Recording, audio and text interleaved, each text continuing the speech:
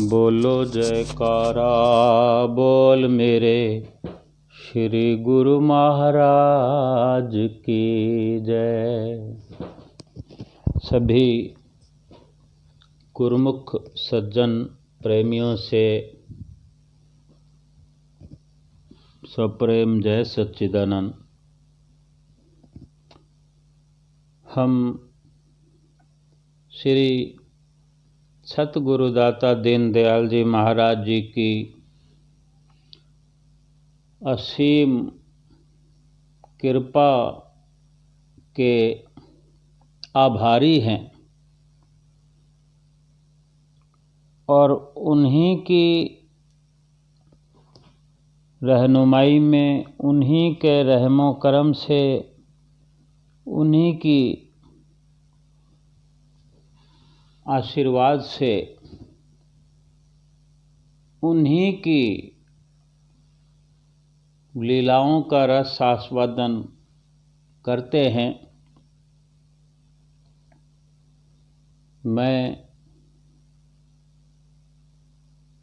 अपने श्री सतगुरुदाता दीनदयाल जी महाराज जी के गुण अनुवादों का वर्णन कर सकूं, ऐसी मुझ में कोई ताकत नहीं, मेरी जिह्वा में शक्ति नहीं। ये मेरे श्री गुरु महाराज जी का प्यार है, उन्हीं की प्रेरणा है और अपने सभी गुरुमुख भाई बहनों से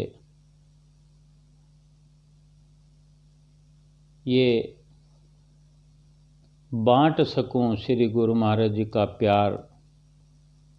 यही मेरे लिए श्री गुरु महाराज जी की तरफ से अनमोल एक तोहफा है और इससे मैं स्वयं लाभ उठा सकूं कि श्री गुरु महाराज जी के चरणों में अपनी सुरती को लगाकर रख सकूं, उनके बताए हुए नियमों की पालना कर सकूं, करता रहूं और उनकी हिदायत जो सुमिरन भजन की हमेशा मिलती है उस पर खरा उतर पाऊं, ये मैं अपने सौभाग्य समझता हूँ। श्री गुरु महाराज जी की कृपा को महसूस करता हूँ, कर रहा हूँ कि श्री आनंदपुर दरबार की जो श्री गुरु महाराज जी ने रचना रचाई है, आज हम श्री दरबार में जाते हैं, दर्शन करके चले आते हैं। 2 दिन, 4 दिन, 10 दिन, 15 दिन, 20 दिन, महीना भी अगर सेवा कराते हैं तो किस तरह की सेवा करने को मिलती है, किन सुविधाओं से लेस हमारा जीवन व्यतीत होता है वहाँ। फिर भी श्री गुरु महाराज जी सराहते हैं, हमें सेवक का दर्जा देते हैं, अपने अनन्य प्रेमियों में शुमार करते हैं हमारा। हम कितने भाग्यशाली हैं। संसार में कोई भी सराहना नहीं करता किसी की जो हमारे श्री गुरु महाराज जी करते हैं। एक लीला है जो सुनी थी मैंने, आप सब भी श्रवण करें कि दिल्ली के एक राव साहब करके भगत जी हुए हैं। भगत बन जाने के बाद में तो भगत जी कहना चाहिए, वैसे वो दिल्ली यूनिवर्सिटी के डायरेक्टर पद पर थे। इतने बड़े पद पर होने से हम समझ सकते हैं कि उनके पास किसी सुविधाओं की कमी नहीं होगी, कोई आर्थिक स्थिति भी उनकी अच्छी रही होगी। लेकिन उनका कहना, उन्हीं की जुबानी जो श्रवण किया कि उन्होंने जो वर्णन किया था वही वर्णन हमने महात्मा जी से सुना कि उनको एक, जैसे हर किसी इंसान को, हमको भी सुकून शांति की तलाश होती है, तो उनको भी जो शांति की तलाश थी वो पूर्ण नहीं हो रही थी। उसके लिए उन्होंने तीर्थों में जाकर खोज की, मंदिरों में, द्वारों में और मठों में, और अनेक देवों का भजन पूजन करके, यानी कई तरह से नित्य नियम उन्होंने किए, कर्म कांड किए हर प्रकार से कि शांति मिल जाए, तो शांति मिली नहीं।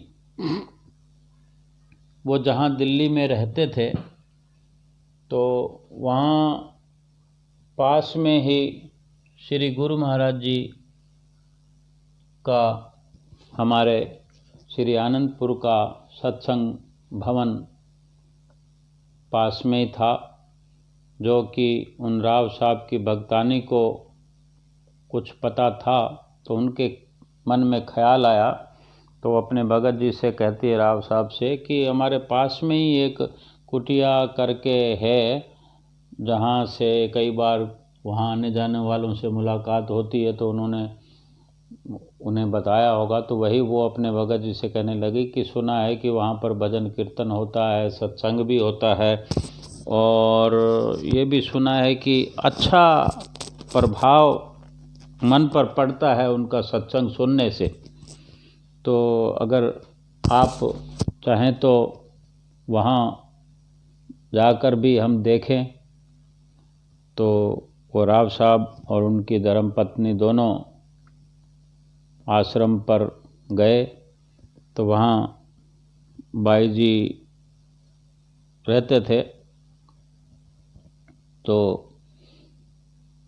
माताएं, बहनें और भाईजन, महात्मा जन जो कि सत्संग भवनों में रहते हैं गुरुमुख प्रेमियों को मार्गदर्शन कराने हेतु, तो वहाँ जब गए तो वहाँ सत्संग का प्रोग्राम चल रहा था,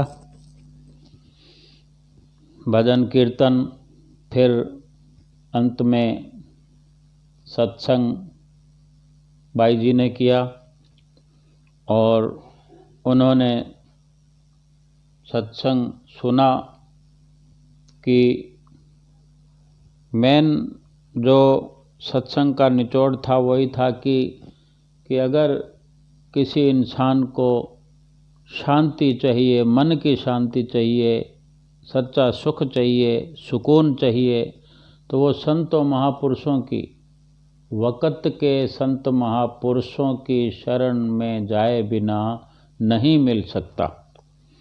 तो ये इस प्रकार का सत्संग सुनकर उनको बहुत अच्छा लगा, उनको अंदर से आनंद आने लगा। तो और वैसे कहा भी है वाणियों में, लख पीर पैगंबर औलिया, लख मुल्ला काजी शेख, शांत किसे ना पाया बिन सतगुरु के उपदेश। तो जब सत्संग समाप्त हुआ तो वो भगत जी बाई जी के निकट होकर वार्तालाप करने लगे, और बाई जी ने फिर उनको बताया कि हमारे श्री गुरु महाराज जी श्री आनंदपुर धाम में विराजमान हैं, विराजमान रहते हैं। बहुत बड़ा श्री आनंदपुर आश्रम है, श्री आनंदपुर धाम है, जो मध्य प्रदेश में है, और ये सब शिक्षा हमको वहाँ से मिलती है।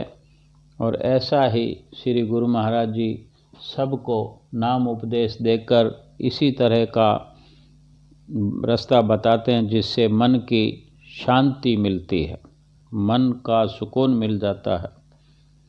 तो भगत जी कहने लगे राव साहब कि फिर मुझे भी उनके श्री चरणों में ले चलो। तो भाईजान कहने लगे कि हम विनती भेज देते हैं, फिर जो श्री गुरु महाराज जी का आदेश आएगा, जो उनकी आज्ञा होगी वैसा करेंगे। तो विनती भी भेज दी गई, श्री चरणों में विनती पहुंची और श्री पंचम पातशाही गुरु महाराज जी की ओर से आदेश आया कि जल्दी उन भगत जी को यहाँ लेके आ जाओ। बहुत पुरानी बात है। तो वो भाईजान और वो बहन जी जो कुटिया पर आश्रम पर रहते थे, वो और उन भगत जियों को लेकर, दोनों भगत भक्तानियों को लेकर रेलगाड़ी में सवार हुए और अशोकनगर पहुंच गए। और अशोकनगर पहुंचकर वहाँ से बाहर बस चलती थी, बाहर से रोडवेज उस वक़्त में, तब बाहर की रोडवेज बसें चला करती थी, तब की बात है ये। और वो बस ईसागढ़ होकर किसी दूसरे रास्ते पे चले जाती थी। ईसागढ़ के आसपास कोई चौकट्ठा है, कुछ ऐसा कहते हैं, तो वहाँ छोड़ दिया करती थी, सवारियाँ उतार दिया करती थी। फिर वहाँ उतर गए सब लोग और वहाँ से फिर टांगे चलते थे, ये साधन था। और वो टांगा एक विशेष श्री आनंदपुर दरबार से एक महात्मा जी चलाया करते थे वो टांगा। और वहाँ पर उस वक़्त वो टांगा वहाँ पर खड़ा था, महात्मा जी टांगे के साथ थे। उनकी ये सेवा होती थी कि कोई भी इस तरह से, कोई ऐसे संगत के लोग होते हैं जो अनजान होते हैं, जो पहली बार आते हैं या कुछ ऐसा मदद के लिए, वहाँ उपस्थित होते थे महात्मा जी और उनको वो ले आते थे। तो उस दिन उन लोगों के लिए एक आदेश था कि जब वो आ जाएं, भगत लोग जो दिल्ली से आ रहे हैं भाईजान और उनके साथ में, तो उनको सीधा अंदर हवेली में, यानी श्री गुरु महाराज जी की जहाँ विश्राम रूम है जिनका, वहीं सीधा लेके आए कि उनको इंतज़ार न करना पड़े। कितना श्री गुरु महाराज जी हमारा ख्याल करते हैं, ध्यान करते हैं, हम अंदाज़ा नहीं लगा सकते। तो सीधा उनको वहाँ लाया गया हवेली में। श्री गुरु महाराज जी कमरे में विराजमान थे और वहीं पर भगत जी और वो भक्तानी भाई जी सहित जैसे वहाँ पहुँचते हैं, तो महात्मा जी उन सबको श्री गुरु महाराज जी के चरणों में उनको उपस्थित किया। और उस भगत जी ने श्री गुरु महाराज जी के आगे पहुँचते ही दंडवत प्रणाम कर दिया, क्योंकि आश्रम में जाने लगे थे तो वहाँ पर तो दंडवत करना तो सिखाया ही जाता है और वो सब सीखे हुए थे। और श्री गुरु महाराज जी को दर्शन करते ही, क्योंकि वहीं श्री सत्संग भवन में कुटिया में भी वही श्री गुरु महाराज जी थे, और वहाँ जब साक्षात दर्शन करने लगे तो स्वमेव ही दंडवत प्रणाम कर दिया उन्होंने। और श्री गुरु महाराज जी ने हुक्मनामा देकर उनको उठाया और श्री गुरु महाराज जी उनको उठाकर कहते हैं, अब आ गए हो अपने घर में। इतना कहते ही वो भगत जी जैसे यूँ लगा कि उनके अंदर जितने, क्या पता क्या चल रहा था उनके अंदर, सारे संशय भरम सब नष्ट हो गए। और ऐसे लगा जैसे कोई खोई हुई अनमोल निधि, अनमोल पूंजी मिल गई है, कोई खजाना मिल गया। जिस चीज़ की तलाश थी जन्म दर जन्म से, और इस जन्म में भी भटकते भटकते भटकते जैसे आज वो तलाश पूरी हो गई। श्री गुरु महाराज जी ने उन बाई जी के कहने पर, विनती करने पर भगत जी को नाम भी दिया, नाम की विधि भी बतलाई। इतनी रहमत श्री गुरु महाराज जी ने की, कृपा की। और फिर महात्मा जी से कहा कि इनको श्री आनंदपुर दरबार आश्रम की सैर कराओ, सब कुछ दिखाओ और जलपान कराओ। तो उनको जलपान करा के फिर श्री आनंदपुर दरबार की सैर करवाई, वो प्रेस दिखाई, और जहाँ आनंद संदेश छपते हैं वहाँ पर वो दिखाया, गौशाला दिखाई जहाँ पर गौ माताएं होती हैं, कितना प्रेम से रखा जाता है। एक संसार में जितना इंसान की सेवा होती है उससे कहीं ज़्यादा लाड़ प्यार श्री आनंदपुर दरबार में गौ माताओं का होता है, जैसे कृष्ण भगवान के समय में होता था। और फिर इस तरह दिखाते हुए वो लंगर, जहाँ पर लंगर खाया जाता है, जहाँ लंगर बनता है, यानी जो जेंट्स तरफ में तंदूर लगे हुए होते हैं, तंदूर की रोटियां बन रही होती है, तंदूरों पर जो भगत लोग, महात्मा लोग तंदूर में रोटियां लगा रहे होते हैं। कितना मुश्किल होता है ये कार्य। और ये सब दिखाते दिखाते वो महात्मा जी उनको कह रहे थे कि जितने भी वर्क आपने देखे वो खड्डी, जहाँ पर खड्डी लगी होती है कि श्री दरबार के रहने वालों के लिए जो कपड़ा बनता था खादी का, वो सब, ये सब कुछ दिखाया। और उनको बताया कि ये जितने भी लोग कार्यरत थे ये सब सेवा में लगे हुए हैं, ये श्री दरबार के अनुयायी हैं, श्री दरबार में भेटा हुए हैं, पूर्ण समर्पण किया हुआ है, समर्पण जितने भी देख रहे हैं। और हम भी ये विचार करें कि आज जितनी भी रचना है तो उसमें भक्तानियाँ, यानी वो लड़कियां होती हैं, माताएं होती हैं, वो किसी भी उम्र की होती हैं।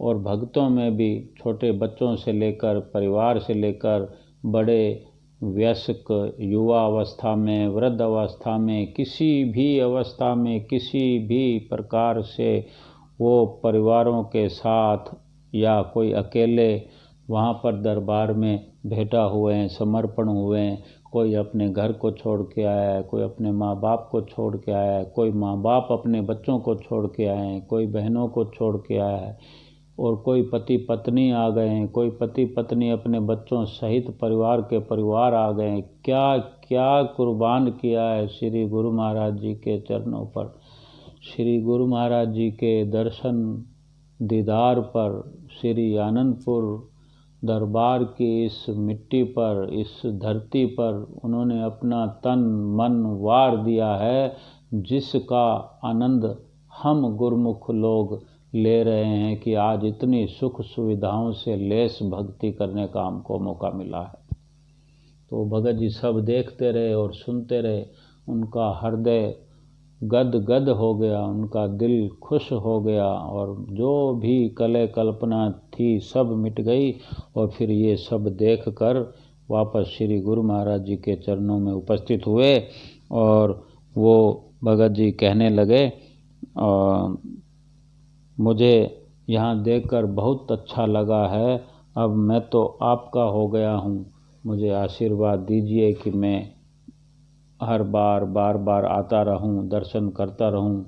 तो इसी तरह से फिर वो आगे आने वाले समय में एक तो उसने अपनी यात्रा की किताब बनाई, अपने घर से भी वो किस तरह वो यात्राएं करते करते करते वो श्री आनंदपुर दरबार में श्री गुरु महाराज जी के चरणों में पहुंचा है, इस तरह की उसकी यात्रा रही है।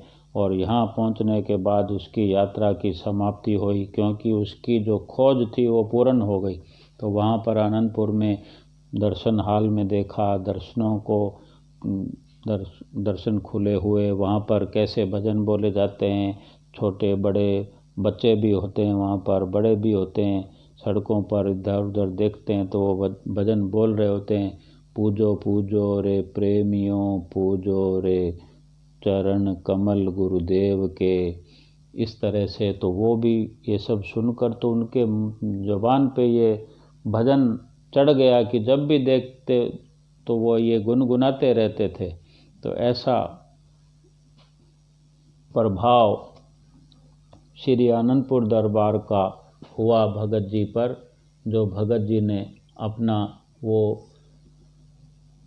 सुख, सच्चा सुख साझा किया कि उनको कितना सुकून मिला। कितने ही गुरुमुख प्रेमी हमारे जैसे हैं जिनके साथ श्री गुरु महाराज जी ने लीलाएं की, श्री गुरु महाराज जी ने अपना आशीर्वाद लुटाया, अपना प्यार लुटाया।